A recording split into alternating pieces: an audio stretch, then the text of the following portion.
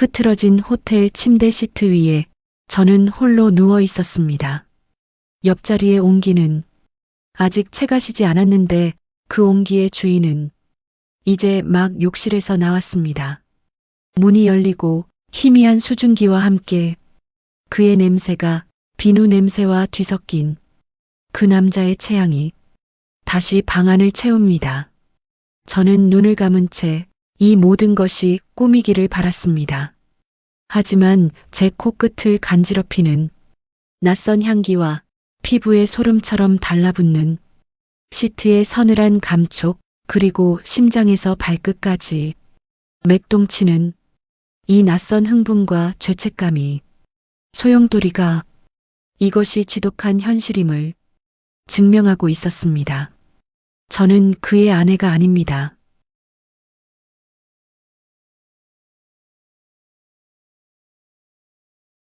제 나이 45, 아이는 없고 남편은 있습니다. 그리고 이 남자 박지훈 부장님은 제 남편이 아닙니다. 저보다 8살이 많은 제 직장 상사일 뿐입니다. 모든 것은 아주 사소한 것에서 시작되었습니다. 어쩌면 시작이라는 말조차 거창할지도 모릅니다. 그것은 마치 먼지처럼 보이지 않게 쌓여가던 시간의 퇴적물 같은 것이었습니다. 때는 저녁 서연의 집 부엌입니다. 식탁에는 갈비찜과 잡채 따위가 정성껏 차려져 있습니다. 서연은 초조하게 현관 쪽을 바라봅니다. 도어락 열리는 소리가 들리고 남편이 들어옵니다. 어서 와요. 당신 좋아하는 걸로. 남편은 식탁은 쳐다보지도 않고 관리비 고지서를 흔들며 말합니다. 이번 달 가스비 왜 이렇게 많이 나왔어? 집에만 있으면서 보일러 좀 작작 틀어. 서연의 얼굴이 굳습니다. 그때 남편의 휴대폰이 울립니다. 발신자는 김 사장님입니다. 남편의 목소리가 180도 바뀌어 아첨하듯 울립니다. 아이고, 김 사장님. 그럼요. 암요. 식사는 무슨요? 아직입니다. 그는 서연을 힐끗 쳐다보며 말합니다. 집사람이 뭘 해놓긴 했는데 영 입맛이 없네요. 남편이 다시 웃으며 전화를 받습니다. 예. 지금 바로 나가겠습니다. 전화를 끊고 옷을 챙겨 입는 남편. 서연은 차갑게 식어가는 갈비찜을 망연히 바라봅니다. 제 남편은 나쁜 사람이 아니었습니다. 그저 제게만 무심한 사람이었을 뿐이죠. 결혼 15년 차, 우리는 같은 공간에서 숨쉬고 같은 식탁에서 밥을 먹었지만 서로의 영혼을 들여다본 지는 까마득하게 오래되었습니다. 대화는 관리비 고지서나 경조사 일정 같은 것으로 한정되었고 잠자리는 기억조차 희미했습니다. 저는 점점 투명 인간이 되어가는 기분이었습니다. 집이라는 공간 안에서 가구처럼 벽지처럼 존재하는 생기 없는 사물이 되어가는 느낌. 그 누구도 저를 여자로 바라보지 않았습니다. 남편도 시댁 식구들도 그리고 저 자신조차도요. 회사 생활은 그런 제게 유일한 도피처였습니다. 기획팀 김 과장. 그 직함은 텅 빈 제 존재를 증명해주는 유일한 명패와도 같았습니다. 저는 일에 미친 듯이 매달렸습니다. 누구보다 일찍 출근하고 가장 늦게 퇴근했습니다. 성과는 좋았고 평판도 나쁘지 않았습니다. 하지만 그 역시 제 안의 거대한 공허를 채워주진 못했습니다. 저는 늘 무언가에 목말라 있었습니다. 인정, 관심 혹은 애정, 그것이 무엇인지 명확히 알지는 못했지만 사막처럼 갈라진 제 마음은 단 한 방울의 이슬이라도 간절히 원하고 있었습니다. 먼지 쌓인 낡은 짐들 사이로 남편이 서연의 낡은 나무 상자를 버리려 합니다. 이런 건 좀 버려. 짐만 되잖아. 서연이 필사적으로 그 상자를 감싸 안습니다. 안 돼. 이건 엄마 유품이야. 남편이 비웃으며 말합니다. 유품은 무슨 망한 가게 레시피가 밥 먹여줘? 당신이나 나나 회사에 목매야 하는 월급쟁이야. 헛생각 말고 일이나 열심히 해. 서연은 상처받은 눈으로 남편을 노려봅니다. 그녀가 품에 안은 상자 위로 낡은 비법 레시피 노트 한 권이 살짝 보입니다. 그 사람은 몰랐습니다. 자신이 지금 무엇을 짓밟고 있는지, 그리고 그것이 훗날 자신의 목을 겨눌 가장 날카로운 칼이 되리라는 것을요. 박지훈 부장님은 그런 제 일상에 아주 작은 파문을 일으킨 사람이었습니다. 그는 전형적인 상사였습니다. 엄격하고 빈틈없고 때로는 냉정했습니다. 하지만 그에게는 다른 상사들에게는 없는 미묘한 다정함이 있었습니다. 제가 밤늦게까지 야근을 하고 있으면 그는 말없이 자신의 책상에서 따뜻한 캔커피 하나를 꺼내 제 책상 위에 툭 하고 놓고 가곤 했습니다. 너무 무리하지 마, 김 과장. 그 무심한 한마디가 텅 빈 사무실의 정적을 깨고 제 심장에 작은 돌멩이를 던졌습니다. 남편에게서는 몇 년째 들어보지 못한 그런 종류의 걱정이었습니다. 회의 시간에도 그랬습니다. 모두가 제 기획 안에 실현 가능성을 두고 날선 비판을 쏟아낼 때 부장님은 조용히 듣고 있다가 결정적인 순간에 입을 열었습니다. 김 과장의 기획 의도에는 분명히 일리가 있어. 문제점만 볼 게 아니라 이 아이디어를 어떻게 발전시킬지 고민해 봅시다. 그의 눈은 저를 향해 있었습니다. 그 시선 안에는 단순한 상사의 신뢰를 넘어선 어떤 깊이를 알 수 없는 감정이 담겨 있는 듯 했습니다. 그럴 때마다 저는 이유 없이 얼굴이 달아올랐고 들키지 않으려 애써 고개를 숙여야만 했습니다. 사람들은 우리를 오피스 와이프, 오피스 허즈번드라며 뒤에서 수군거렸습니다. 처음에는 불쾌했습니다. 어떻게 감히 그런 불순한 단어로 우리의 관계를 재단할 수 있단 말입니까? 우리는 그저 손발이 잘 맞는 상사와 부하 직원일 뿐이라고 스스로에게 몇 번이고 되뇌었습니다. 하지만 시간이 흐를수록 저는 그 말이 마냥 틀리지만은 않다는 것을 인정할 수밖에 없었습니다. 저는 남편보다 부장님의 넥타이 취향을 더 잘 알았고 그가 아침에 어떤 커피를 마시는지, 스트레스를 받을 때 어떤 손버릇이 나오는지 사소한 모든 것을 꿰고 있었습니다. 그 역시 마찬가지였습니다. 제 표정의 미세한 변화만으로도 그날 제 기분이 어떤지 알아차렸고 제가 어떤 칭찬에 약하고 어떤 압박에 무너지는지 정확히 알고 있었습니다. 우리는 서로에게 가장 예리한 칼날이자 가장 든든한 방패였습니다. 위험한 감정의 균열이 시작된 것은 어느 늦은 밤이었습니다. 중요한 프로젝트 마감을 앞두고 팀원들은 모두 퇴근한 뒤에도 저와 부장님 단둘만 남아 사무실을 지키고 있었습니다. 밤 11시가 넘은 시각, 형광등 불빛만이 서늘하게 내려앉은 사무실은 낯설고도 은밀한 분위기를 풍겼습니다. 저는 모니터에 콜을 받고 있었고 그는 잠시 바람을 쐬고 오겠다며 옥상으로 올라갔습니다. 얼마나 지났을까? 그가 돌아와 제게 내민 것은 따뜻한 꿀물 한 잔이었습니다. 속 버리겠다. 이거라도 마셔. 저는 감사하다는 말과 함께 잔을 받아들였습니다. 그 순간 그의 손등이 제 손가락을 스쳤습니다. 아주 찰나의 순간이었습니다. 하지만 그 짧은 접촉은 마치 강력한 전류처럼 제 온몸을 관통했습니다. 저는 저도 모르게 아는 작은 신음을 흘렸고 놀라 고개를 들자 그의 눈과 정면으로 마주쳤습니다. 그의 눈빛은 평소와 달랐습니다. 늘 이성적이고 냉철하던 그 눈동자가 짙은 안개처럼 흐릿하게 풀려 있었습니다. 그 안에는 피로와 연민과 그리고 제가 감히 이름 붙일 수 없는 어떤 뜨거운 감정이 뒤엉켜 있었습니다. 시간이 멈춘 것 같았습니다. 사무실의 모든 소음이 사라지고 오직 저와 그 남자 그리고 우리 둘 사이를 흐르는 숨막히는 침묵만이 존재했습니다. 그의 시선은 제 손에 들린 꿀물잔에서 제 입술로 그리고 다시 제 눈으로 천천히 옮겨왔습니다.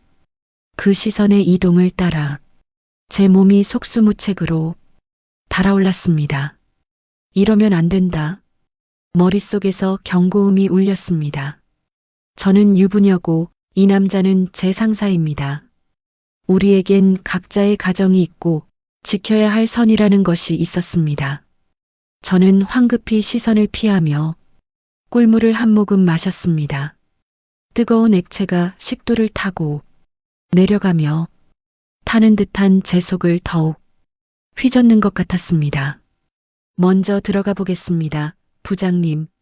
저는 거의 도망치듯 자리에서 일어났습니다.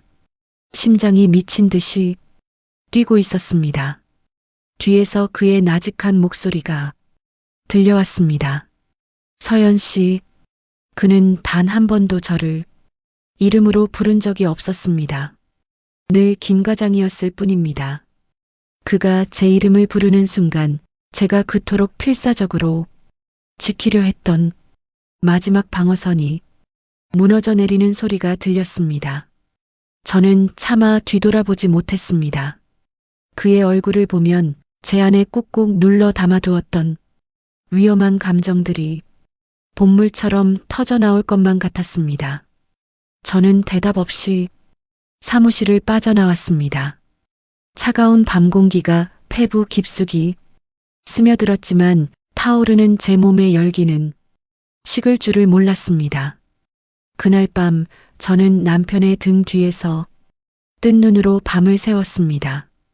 눈을 감으면 저를 바라보던 그의 깊은 눈동자와 제 이름을 부르던 그의 낮은 목소리가 망령처럼 저를 따라다녔습니다. 결정적인 사건은 그로부터 한 달 뒤 부산 출장에서 터지고 말았습니다. 이틀간의 짧은 일정이었지만 서울을 벗어난다는 사실만으로도 마음 한구석이 들떴습니다.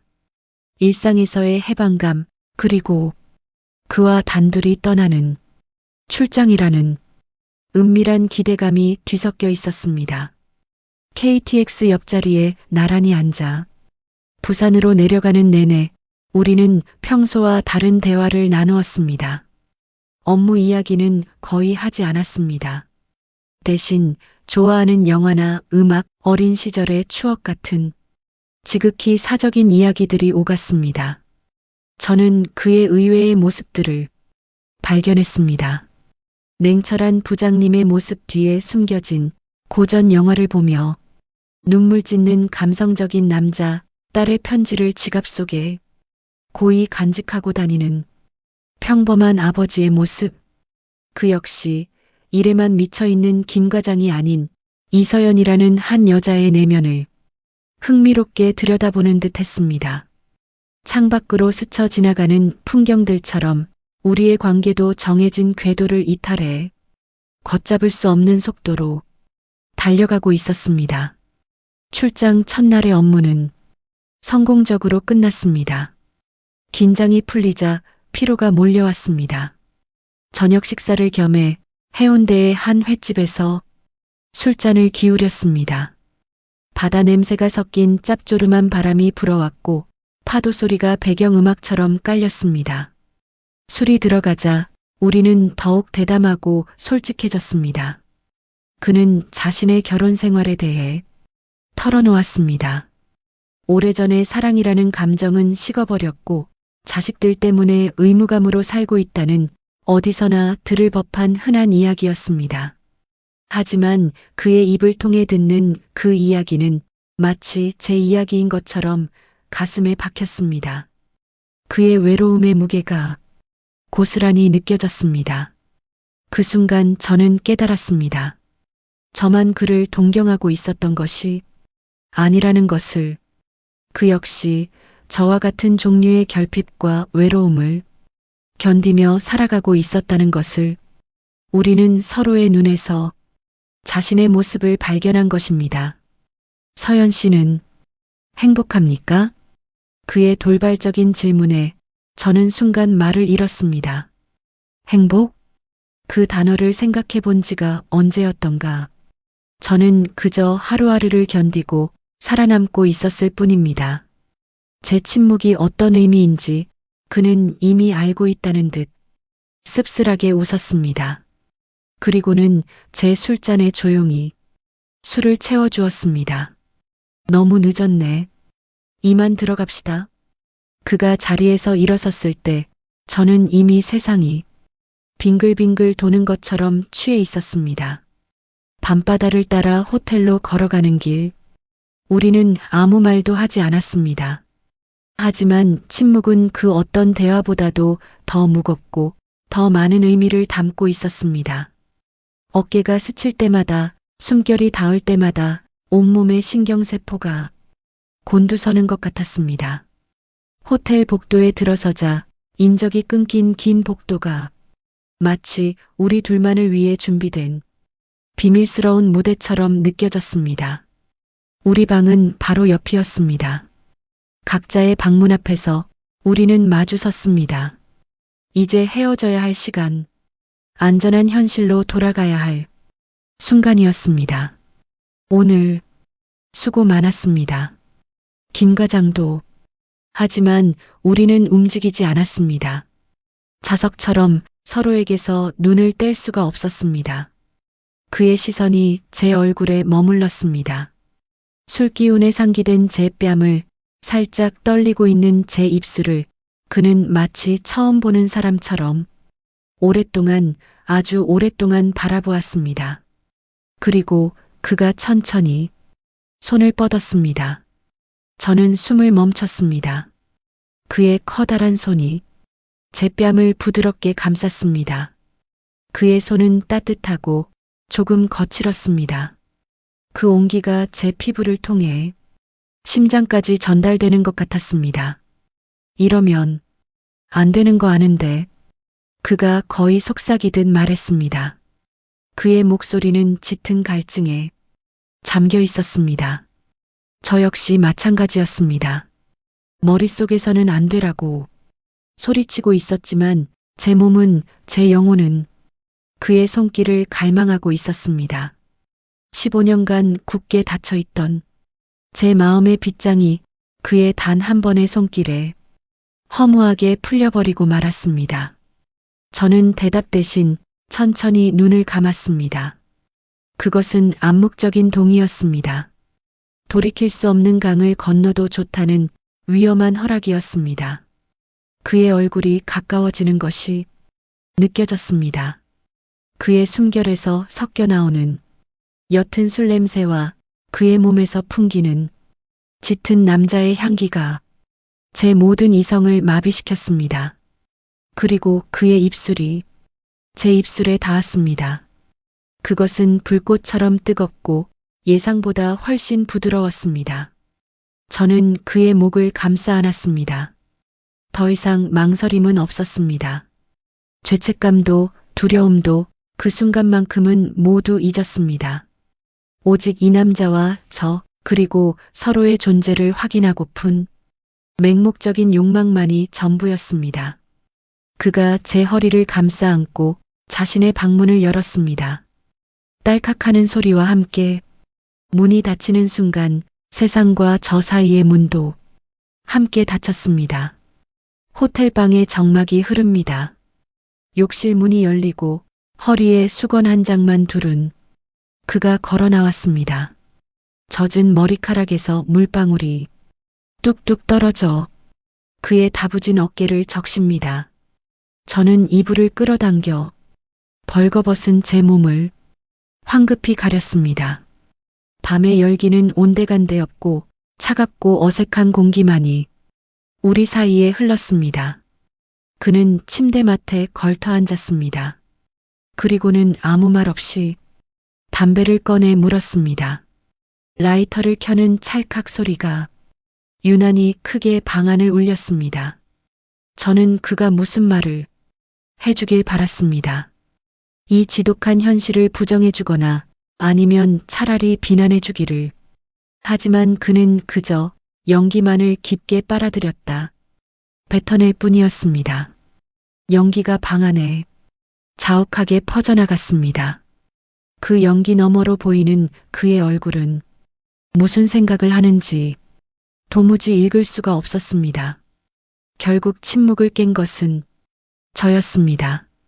우리 어떻게 되는 거죠? 목소리가 심하게 떨려 나왔습니다. 그는 한참 만에야 입을 열었습니다. 일단 서울로 돌아가야지. 너무나도 현실적인 대답. 그 대답에 저는 와르르 무너져 내리는 기분이었습니다. 저는 어쩌면 그에게서 어떤 환상적인 약속을 기대했는지도 모릅니다. 걱정하지 마. 내가 책임질게 같은 드라마에나 나올 법한 대사들. 하지만 현실은 냉혹했습니다. 우리는 하룻밤에 불장난을 저지른 유부녀와 유부남일 뿐. 서울로 돌아가면 우리는 다시 아무 일 없었다는 듯 김 과장과 부장님으로 돌아가야 합니다. 서로의 눈을 마주칠 때마다 이 밤의 기억을 떠올리며 지독한 죄책감에 시달려야 할 것입니다. 이 일은 우리 둘만의 비밀로 합시다. 비밀. 그 단어는 달콤하면서도 지독하게 잔인했습니다. 그것은 우리 관계의 시작을 알리는 신호탄이자 동시에 영원히 양지로 나올 수 없다는 사형 선고와도 같았습니다. 저는 고개를 끄덕였습니다. 달리 할 수 있는 말이 없었습니다. 서울로 돌아온 후 모든 것이 달라졌습니다. 겉으로는 아무것도 변하지 않은 것처럼 보였습니다. 우리는 여전히 사무실에서 마주쳤고 업무적인 대화를 나누었고 회의에 함께 참석했습니다. 하지만 우리 둘만이 아는 보이지 않는 막이 우리 사이에 생겨났습니다. 그의 시선이 스칠 때마다 제 심장은 바닥으로 곤두박질 치는 것 같았습니다. 그의 낮은 목소리를 들을 때마다 부산의 그 밤 제 귓가에 속삭이던 그의 뜨거운 숨결이 되살아나 소름이 돋았습니다. 저는 그를 제대로 쳐다볼 수가 없었습니다.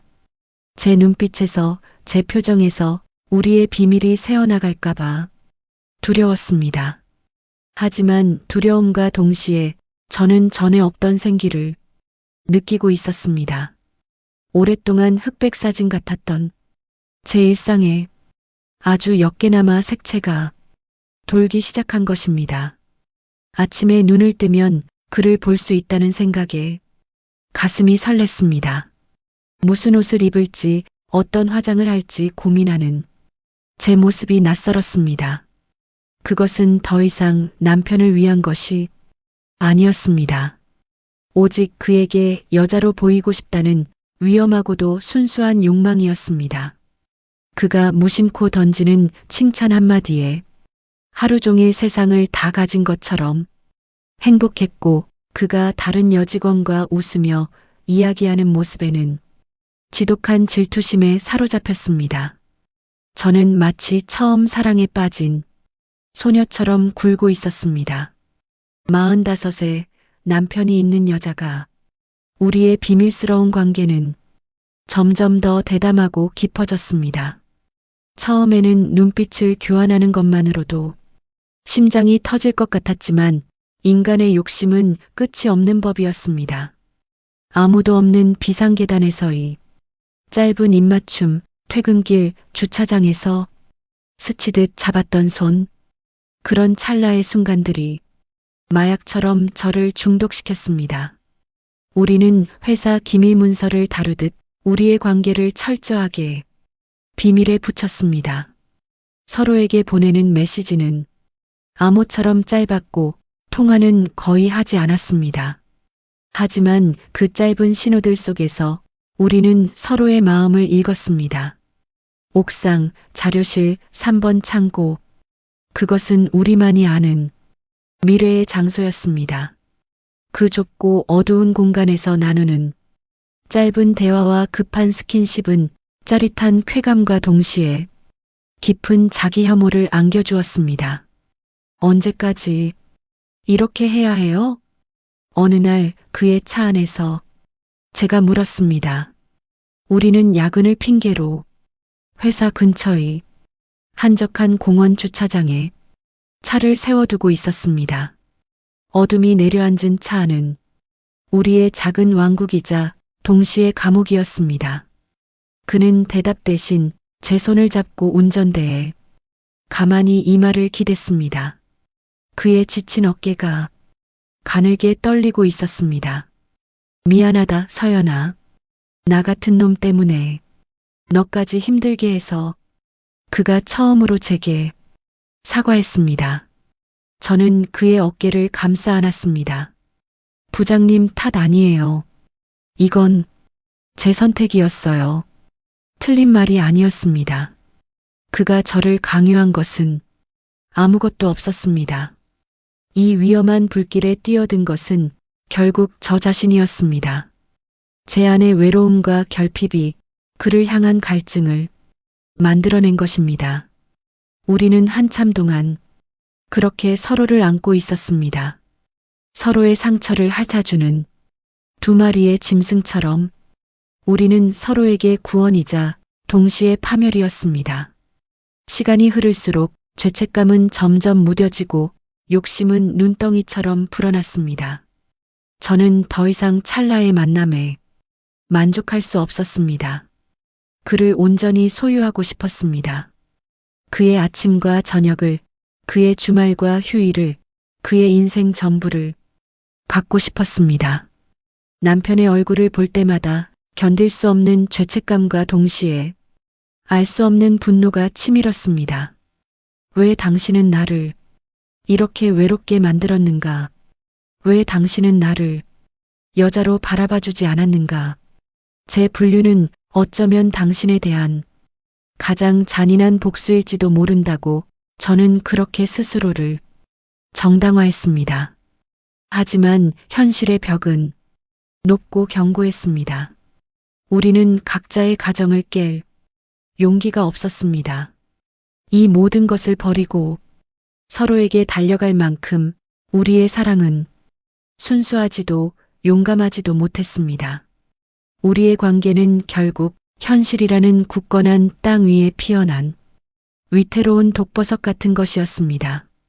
화려하고 유혹적이지만 언제든 치명적인 독을 내뿜을 수 있는. 오늘 아침 출근 준비를 하는 남편의 뒷모습을 보았습니다. 언제부터 저렇게 등이 굽었을까? 희끗희끗해진 머리카락과 피곤해 절어 보이는 어깨. 문득 연민과도 비슷한 감정이 밀려왔습니다. 그 역시 이 무미건조한 결혼 생활이 또 다른 피해자일지도 모릅니다. 저만큼이나 외롭고 저만큼이나 불행했을지도 모릅니다. 저는 지금 무슨 짓을 하고 있는 걸까? 한 남자의 아내로서, 한 가정을 지켜야 할 사람으로서 저는 돌이킬 수 없는 죄를 짓고 있었습니다. 저는 이 지옥 같은 천국에서 빠져나가야 한다고 그렇게 다짐하며 집으로 향했습니다. 부산에서 입고 갔던 트렌치코트 차림 그대로입니다. 손에 쥔 카드키가 도어락에 닿지 못하고 허공을 몇 번이나 스칩니다. 그녀의 손은 멈출 수 없을 것처럼 격렬하게 떨리고 있습니다. 그 남자의 체양, 비누 냄새가 아직도 제 코끝에 맴도는 것만 같았습니다. 우리 어떻게 되는 거죠? 일단 서울로 돌아가야지. 우리 둘만의 비밀로 합시다. 비밀. 그 단어는 지독하게 잔인했습니다. 저는 모든 것을 배신한 여자였습니다. 그리고 이제 그 배신의 대가를 치를 시간이었습니다. 그때 코트 주머니에서 낯선 진동이 지잉 마이너스하고 울립니다. 설마 자신의 휴대폰이 아닙니다. 황급히 주머니에 손을 넣어 꺼내보는 것. 검은색의 낯선 스마트폰. 박지훈 부장의 것입니다. 그가 일부러 넣은 걸까? 아니면 실수로 들어온 걸까? 생체 인식이 풀려있는 화면 위로 방금 도착한 메시지 창이 선명하게 떠오릅니다. 발신자 하트 내용, 오늘 그 여자 정리 확실히 한 거지? 믿어. 순간 서연의 온몸에서 피가 빠져나가는 듯합니다. 죄책감으로 떨리던 손이 이제는 모욕감과 분노로 굳어버립니다. 죄책감 이었을까요? 아니요. 그건 기만이었습니다. 저는 불장난에 뛰어든 것이 아니었습니다. 저는 그들의 거대한 연극에 노란한 가장 멍청한 광대였을 뿐입니다. 서연이 충격으로 숨을 들이켜는 바로 그 순간 그녀가 채 카드키를 대기도 전에 철컥 현관문이 안에서 열립니다. 무표정한 얼굴의 남편이 그녀를 똑바로 내려다보고 있습니다. 그의 시선이 서연의 하얗게 질린 얼굴과 그녀가 경악 속에 들고 있는 낯선 휴대폰에 차례로 꽂힙니다. 정막이 흐릅니다.